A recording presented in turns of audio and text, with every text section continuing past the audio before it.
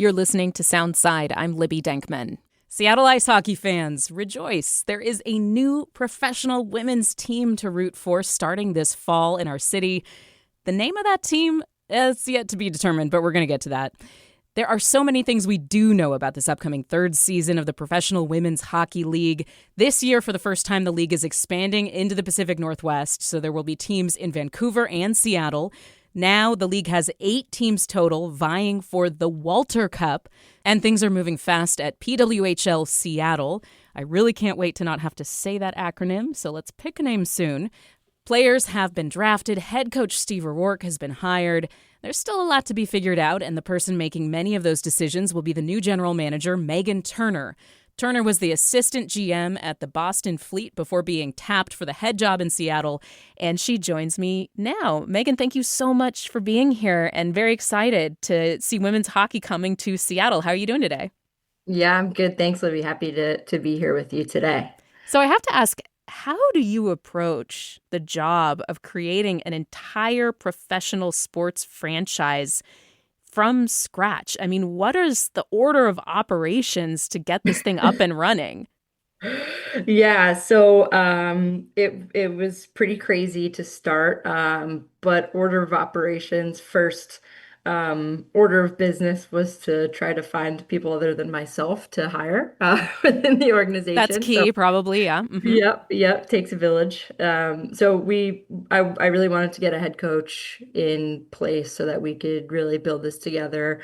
Didn't want to rush that decision though. So to start, just started my interview process right away for head coaches. And then the expansion draft came very quickly. So it was really concurrent tasks of hiring my coach to help lead the bench, and then also strategizing on the roster and what that was going to look like. Was hoping to get the coach in before the expansion draft, but things just timing wise didn't work out. So I had a team around me of advisors who knew the player pool. One was from the NCAA women's hockey world. The other one is actually on staff with the Kraken. So just wanted to surround myself with good people to help be sounding boards and bring good ideas as well. So first order of business was certainly building a team of staff and then also building a team of players. Yeah. So you went to the Ontario Hockey League. Steve O'Rourke is the head coach pick. What was going into your decision-making process there and the recruitment process there? Yeah, I think it's the same players and staff. First and foremost is getting good people and just making sure that I was aligned with Steve and whoever I was gonna, going into this process, not knowing it was Steve, aligned with this person on our values and how we saw the organization being built from the ground up. I think, making sure that I had someone who I felt like we could really be partners in this and building this together. And that was came first. And Steve is an amazing individual. He's just a very selfless, humble person. And I immediately kind of hit it off with him and thought from the jump that we would work really well together. And then obviously he came highly recommended in the space too, from a lot of people with really respectable backgrounds, which helped. But then just in talking to him, every time I talked to him, it just kind of solidified how I felt in the back of my mind, and my gut check was that he was the right person for the role. So he's obviously proficient and going to be a great coach to our players, and I think he's just going to be a good ambassador for the team and the league overall. You're coming to Seattle after being an assistant GM in Boston with the Fleet. Before that, you played hockey professionally. You played at the collegiate level. What do all those experiences, what role do they play in the way that you're approaching what you want to do here in Seattle?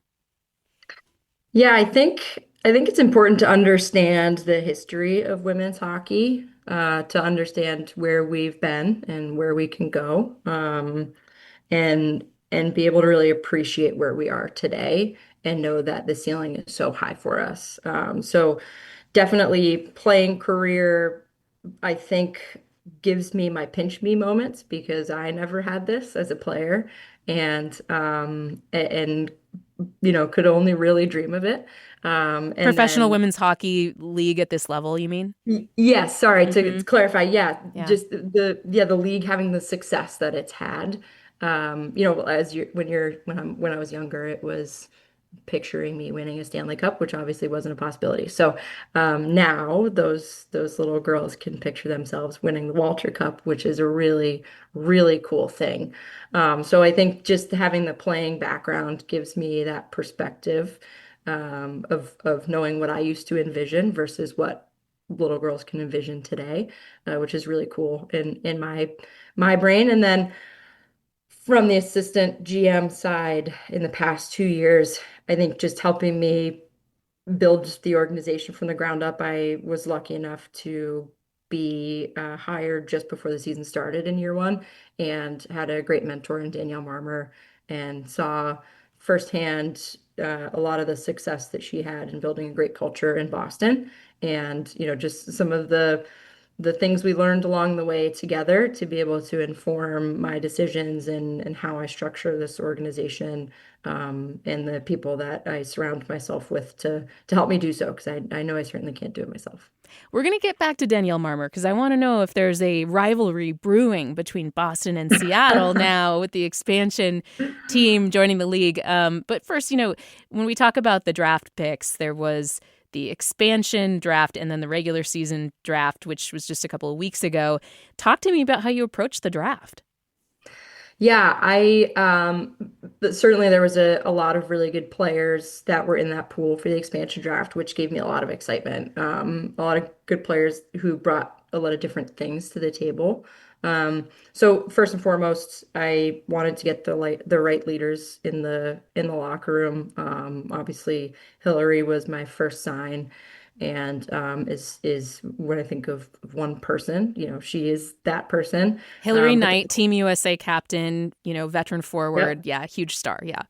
Yeah, huge star. Just an incredible person, teammate, player, all of the above. So, but I wanted the right leaders in the locker room and on the ice to be able to drive the culture. I can't be in the locker room every day doing that. Steve can't be in the locker room every day doing that. And ultimately, it's the players on the ice who are putting the puck in the net and scoring goals and winning games. So, really wanted to get the right leadership group in place and build around them. And a lot of it was just getting the right components into a style that I wanted to instill right away. So I think playing fast and playing physical is really important in this league.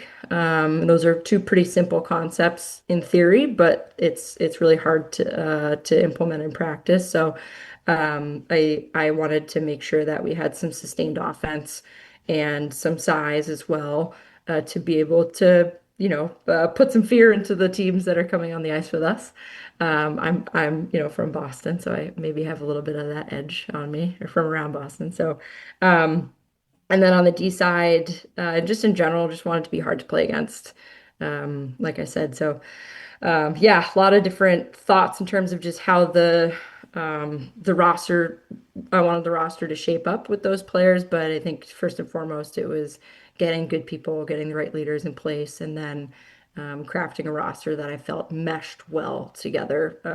It wasn't just a bunch of individual good pieces. One of the storylines I feel like that's evolving is that Seattle went very offensively focused in the draft with some of their top names that the team drafted, Alex Carpenter, Danielle Serdachny, Julia Gosling, Hannah Bilka, like a lot of really top draft pick folks or veteran players that are at the forward position. Like, were you thinking very offensively minded when you were going into the draft? Was that part of your strategy, or did it shake out that way? Yeah, it's a good question. Part of the draft is reacting to the decision making in the other room too. But I knew the players that I wanted um, heading into the draft, and I kind of had a thought of what Vancouver was going to do to start with that first pick, and then how we were going to react to that. Um, So a little bit of it is reacting to some surprises and things of that you might not have expected. As far as going offense focused, I had a lot of those players on my list, but I don't want to overlook the defenders that I got. They might not be the highest scoring defenders. I think Vancouver got those, but they are really shut down defenders. They are going to block shots. They are going to push other teams to the perimeter. So if we can, we're going to score goals and have the puck a lot on the front end, but on the back end, I don't think teams are going to have an easy time getting the puck into the slot and possessing in our zone because we're just going to have a lot of really good shutdown, solid defenders. So, obviously we have some that can get into the rush as well and score some goals, but I think it's going to be really hard to score against us. So that was also the mindset there. So I want to get back to that rivalry I talked about. This is the All we're right. we're building it now as we talk here. Yeah. Obviously you were coming from the Fleet. You're going to be facing off with the GM there, Danielle Marmer, who was your teammate and also, your co-pilot in Boston. What will that match mean to you when Seattle meets Boston? And do we have a new rivalry brewing? Yeah, I don't know. I think there's a rivalry with every team. There's only 8 teams in this league, so I want to beat them all. I have a ton of respect for Danielle. I have a ton of respect for the organization that she's built and the players that stayed in Boston and are now in Boston.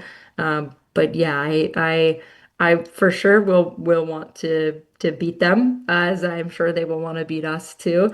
So it'll be an interesting, maybe a fun moment. I think it'll be fun, honestly, when we get back to Boston, and it's going to be weird to be on the other side of it and not be, down in the tunnel as much or have as many of the perks and Songus wherever we're playing. But Yeah, you got no perks no anymore. Everything's shut no, down now. I will have wherever I'm told to go is where I will be. So, yeah, absolutely. I'm sure there will be a bit of a rivalry, but at the end of the day, it's all respect there. Okay, let's talk about a name Sure. because Seattle does not have a name. Vancouver does not have a name. That's not, atypical. PH or PWHL teams didn't have real names and mascots and stuff until their second season. What is the timing like? Are you looking for a name now? Is marketing hard at work? Are we going to have a name before the season launches? Like, what's the deal? I probably can't give you the best answer on that, but Break some news here for us, I Megan.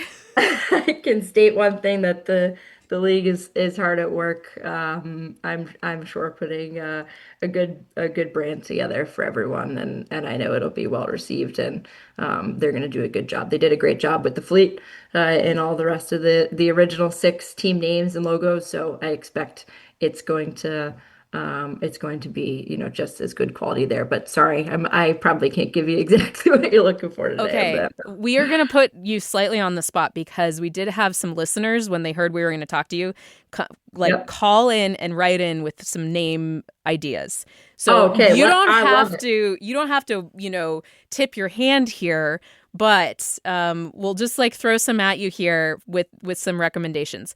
Um, Yes. First of all, big problem because a couple people wrote in and suggested Seattle Sirens. That name is taken, everybody. Folks, we cannot be the Seattle Sirens. That's the name of the New York team. So just to I've be heard that one clear, too. That's what funny. I mean, God, look at the team names before you get an idea in there. First off, Tim from Port Townsend called in, and here's a clip. So we have come up with a couple of suggestions. One would be the Seattle Skates, as in the flat fish, and the other would be the Seattle Six Gills, referencing our local Six Gill shark. Okay, that's Tim's idea. Skates and six skills. How do you that land with you, Megan? I like it. I like we're sticking with the marine theme. It's good. It feels very Seattle. I can see I'll somebody in I'll be a suit, a six skill suit. Yeah. Yeah, you always got to think of what what is the fan base going to come up with in terms of what they come to the rink with. Yeah. Yeah, that would bring some good stuff. I also got an email about Seattle Blades.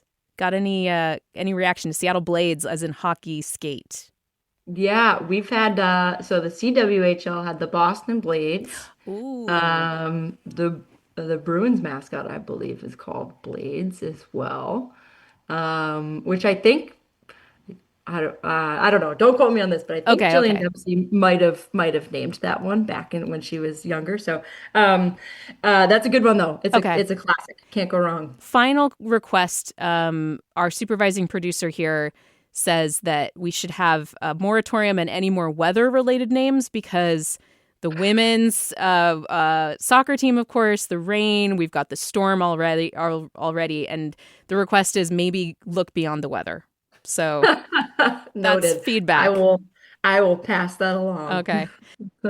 Before we go, I heard you mention it earlier, but just the idea that the U.S. now has a professional women's hockey league that is operating at this level, that's expanding, that's investing in new communities. What does it mean to you to be a part of that? And what do you hope, like that little girl that maybe, is similar to how you were growing up and kind of falling in love with hockey? What do you hope she takes away when she gets to go to a game for the TBD named Seattle women's hockey team? Yeah, I just hope I hope that little girl sees something achievable and that there's a path to achieve it.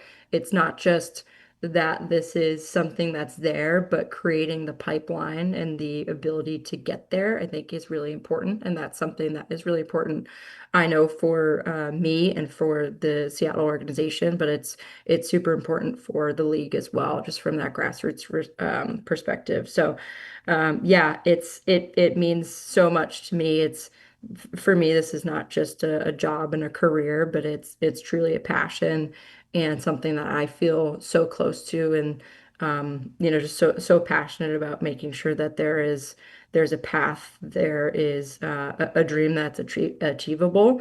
And that's a really cool experience that, everyone that is any sort of involved in this league, I know, shares that sentiment too. Meghan Turner is the general manager of PWHL Seattle. Meghan, it's been a pleasure. Thank you so much for being here. Thank you, Libby. Thanks for listening to Soundside. And hey, this show is only possible because listeners support us. If you are able to give right now, check out the show notes for a link to donate. And don't forget, you can listen live on KUOW 94.9 FM Seattle at noon and 8 p.m., Monday through Thursday, or anytime online at KUOW.org.